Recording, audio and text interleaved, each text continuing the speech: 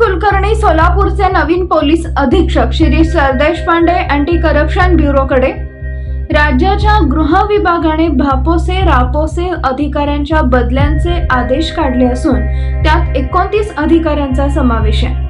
सोलापूर ग्रामीणचे पोलीस अधीक्षक शिरीष सरदेशपांडे यांची बदली पुण्याच्या लाचलुचपत प्रतिबंधक विभागाचे अधीक्षक म्हणून झाली आहे, तर धाराशिवचे पोलीस अधीक्षक अतुल कुलकर्णी यांची बदली सोलापूर ग्रामीणचे पोलीस अधीक्षक म्हणून झाली आहे। आगामी विधानसभा निवडणुकीच्या पार्श्वभूमीवर राज्याच्या गृह विभागाने या बदल्यांचा आदेश काढले। तत्कालीन पोलीस अधीक्षक तेजस्वी सातपुते यांच्या बदलीनंतर 22 ऑक्टोबर 2022 रोजी सोलापूर ग्रामीण पोलीस अधीक्षकपदी शिरीष सरदेशपांडे यांची नियुक्ती झाली होती।